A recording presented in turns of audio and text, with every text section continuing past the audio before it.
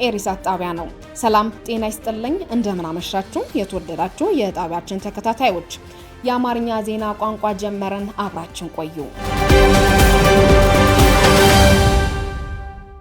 ሰላም ክቡራት ተከታተልቲ ቴሌቪዥን ኤሪሳት ውሽጢ ሃገርና ዘሎ ህዝብና እኩል እዋናዊ ሓበሬታ ምስናቅን ናይ ኤሪሳት ቀጻልነት ንኸነውሕዝ ናይ ኩልና ሃገራዊ ሓላፍነት እዩ። ኤሪሳት ብዘይናትኩም ደገፍ ወትሩ ብሓደጋያ ንኤሪሳት ወርሓዊ ኹም ካልእ ገንዘባዊ ሓገዝ ንምብርካት በዞም ኣብ ታሕቲ ተጠቂሶም ዘለዉ ክትጥቀሙ ትኽእሉ ኢኹም። ንእትገብሩና ገንዘባዊ ሓገዝ ብሽም እቲ ኣፉ ተዓቢሱ ዘሎ ህዝብና ልባዊ ምስጋና ንቕርበልኩም። የኤርትራ መንግስት በእስር የሚገኙ እንዲፈታ ተጠየቀ። የኤርትራ መንግስት ካለፈው ሳምንት ጀምሮ ለዓመታት በእስር የቆዩት የሃይማኖት መሪዎችና ምዕመናን እየፈታ መሆኑን እየተነገረ ቢሆንም ገና ለ21 ዓመታት ያለ ክስና ፍርድ ታስሮ የሚገኙት ጥቂት የማይባሉ ስላሉ እንዲፈቱ ጥሪ እየተደረገ ይገኛል። በህግደፍ የሚመራው የኤርትራ መንግስት በሀገሪቱ ውስጥ እውቅና ከሰጣቸው የክርስትና እምነት አብያተ ክርስቲያናት ውጪ አባል በመሆናቸው ለዓመታት ታስረው የቆዩ ወደ 98 የሚጠጉ ሰዎችን መልቀቁን የኤርሳት ምንጮች መግለጻቸው ይታወሳል። የኢሳያስ አምባገነናዊ ስርዓት እነዚህን ከእምነት እንቅስቃሴያቸው ጋር ለዓመታት ካለ ፍርድ ቤት ውሳኔ በእስር ቤት ያቆያቸው እስረኞች የፈታ ባለፉት ሳምንታት መሆኑን በሀገር ውስጥና በውጭ ያሉ ምንጮቻችን የሰጡት መረጃ አመላክተዋል። ህግደፍ እነዚህ ለዓመታት ያለ ክስና ፍርድ ታስሮ የቆዩ የሃይማኖት መሪዎችና ምዕመናን በምህረት እንደለቀቃቸው ቢገልጽላቸውም ለሕክምና ይሁን ከቤተሰብ ጋር ለመገናኘት ጥያቄ ቢያቀርቡም እንደማይፈቀድላቸው የተለያዩ ምሁራንና ጋዜጠኞች ያስረዳሉ።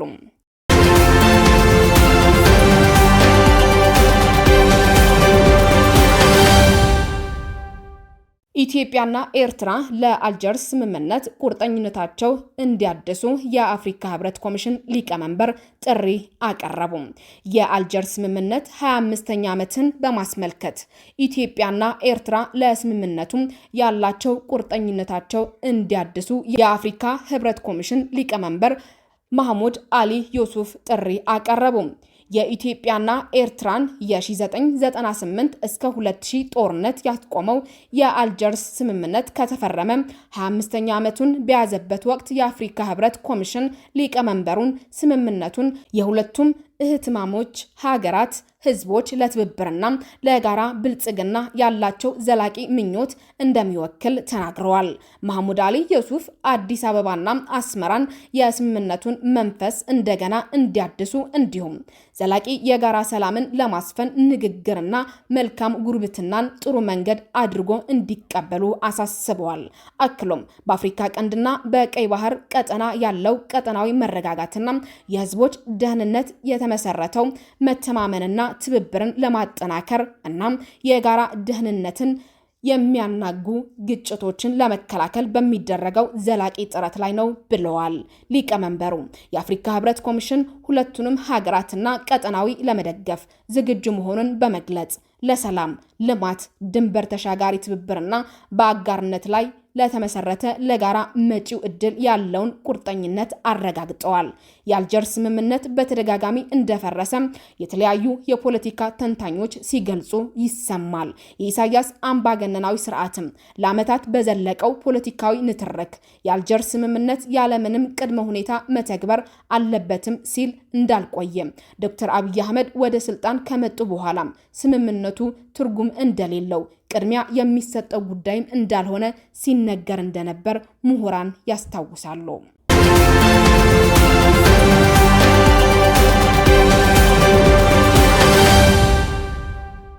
በትግራይ ከጦርነቱ ወቅት የነበረው 90% የድህነት መጠን ወደ 70% ዝቅ ማለቱ ተገለጸ። በትግራይ ክልል ከጦርነቱ ወቅት የነበረው 90% የድህነት መጠን ወደ 70% ዝቅ ማለቱን የክልሉ ግብርናና የተፈጥሮ ሀብት ቢሮ አስታወቀ። ይሁን እንጂ አብዛኛው የክልሉ ህዝብ ከፍተኛ አደጋ ሲል በጠራው ሁኔታ ውስጥ እንደሆነም ቢሮው ገልጸዋል። ከጦርነቱ በፊት በትግራይ የነበረው የድህነት መጠን 26% አካባቢ እንደነበረም ተገልጸዋል። የትግራይ ክልል ግብርና ቢሮ ኃላፊ አቶ አለም ብርሃን ሀሪፈዩም የተመዘገበው የድህነት መጠን መቀነስ ሙሉ ለሙሉ ማገገም ተደርጎ ሊወሰድ እንደማይገባ አጽንኦት ሰጥተዋል። ኃላፊው ይህ በክልሉ አሁንም የቀጠለው የሰብአዊና ኢኮኖሚያዊ ቀውስ ጥልቀት የሚያሳይ ነው ማለታቸው ሲል የክልሉ መገናኛ ብዙሃን ዘግበዋል። አቶ አለም ብርሃን ከጦርነቱ በፊት በትግራይ የነበረው የድህነት መጠን 26 በመቶ አካባቢ እንደነበርና 74 ከመቶ የሚሆነው ህዝብ የምግብ ዋስትናው ተረጋግጦ እንደነበር አስታውሷል። በተጨማሪም ክልሉ ከጦርነቱ በፊት ከግብርና የውጭ ንግድ በዓመት ወደ 112 ሚሊዮን ዶላር የውጭ ምንዛሬ ያስገኝ ነበር ያሉት ኃላፊው ይህም አሁን ወደ 2.6 ሚሊዮን ዶላር ወርደዋል ብለዋል። ይህም በኑሮ በገበያና በምርት ስርዓቶች ላይ የደረሰውን የውድመት መጠን ያሳያል ሲሉም አክለዋል። ጦርነቱ በእርሻ መሬት፣ በመስኖ መሰረተ ልማት፣ በእንስሳትና በግብርና ላይ ከፍተኛ ጉዳት በማድረሱ የክልሉን የኢኮኖሚ መሰረት በእጅጉ አድክሞታል ብለዋል አቶ አለም ብርሃን። ምንም እንኳን በጦርነቱ ጊዜ የነበረው የድህነት መጠን አሁን ላይ ቢቀንስም አብዛኞቹ ቤተሰቦች ከፍተኛ የኢኮኖሚ ችግር እንዳጋጠማቸው ጠቁመዋል። ይህ መረጃ በነፃ አካል የተረጋገጠ ጥናት አለመሆኑን የማይቀበሉት እንዳሉ የተለያዩ መረጃዎች ሰጪዎች ያስገነዝባሉ።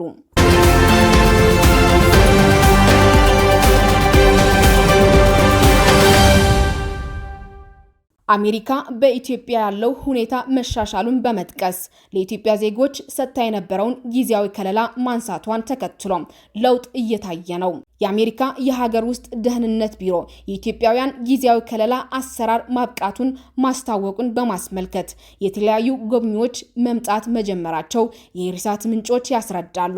ይህ ውሳኔ እንደ አውሮፓውያን አቆጣጠር በ2022 ከለላው ለመጀመሪያ ጊዜ ከተሰጠበት ጊዜ አንስቶም ህጋዊ የሆኑ ኢትዮጵያውያን በአሜሪካ ውስጥ በህጋዊ መንገድ እንዲኖሩና እንዲሰሩ ሲያስችላቸው የነበረውን ከለላ የማቋረጥ ነው ተብሏል። የአሜሪካ የሀገር ውስጥ ደህንነት ሚኒስተር ክሪስቲ ኖኤም በዚህ ሳምንት በሰጡት መግለጫ ውሳኔው የሀገሪቱን ሁኔታ በጥንቃቄ ከመረመረ በኋላ የተላለፈ መሆኑን ገልጸዋል። አክሎም በኢትዮጵያ ውስጥ ያሉት ሁኔታዎች ጊዜያዊ ከለላ ስር የመቆየት መብትን ለማራዘም የሚያስፈልገውን የህግ መስፈርት አያሟላም በማለት ደምድመዋል።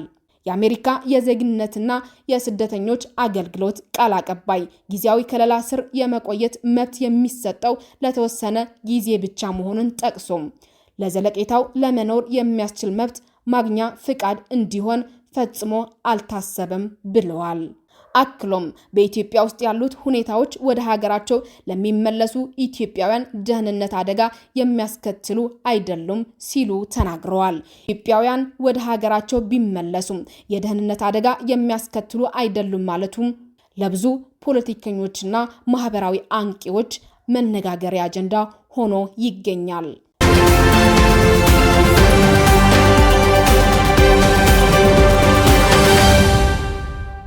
ጠቅላይ ሚኒስትር ናሬንድራ ሞዲ በምክር ቤቶቹ የጋራ ስብሰባ ንግግር ያደርጋሉ ተብሎ ይጠበቃል።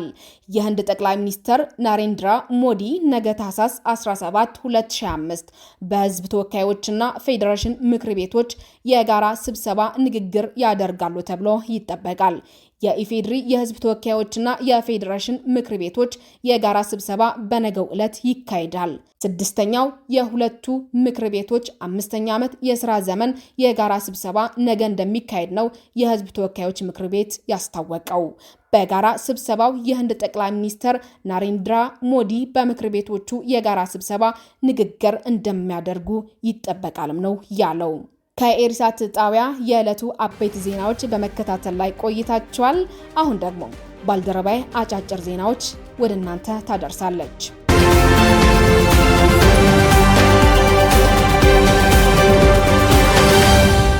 አጫጭር ዜናዎች።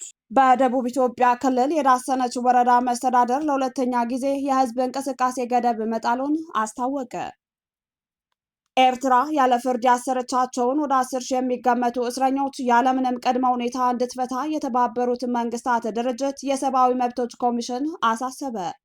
ከእነዚሁ ታሳሪዎች G11 ወይም G11 እየተባሉ የሚታወቁ ከፍተኛ የአመራር አባላት፣ ጋዜጠኞች፣ ፖለቲከኞችና ተማሪዎች እንደሚገኙባቸው ድርጅቱ አስታውቋል።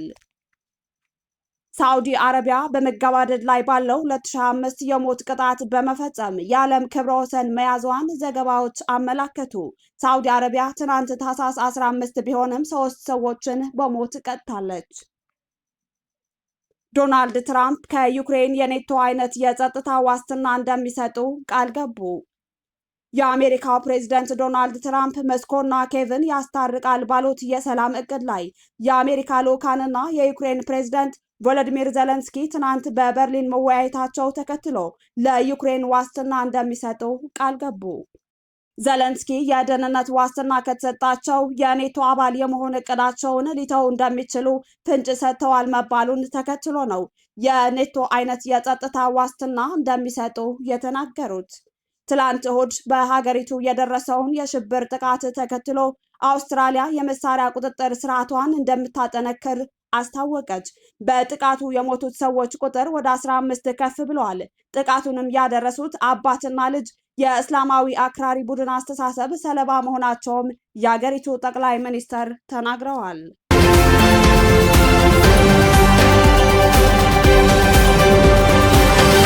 ለዛሬ አበቃን። መልካም ጊዜ ተመኘው።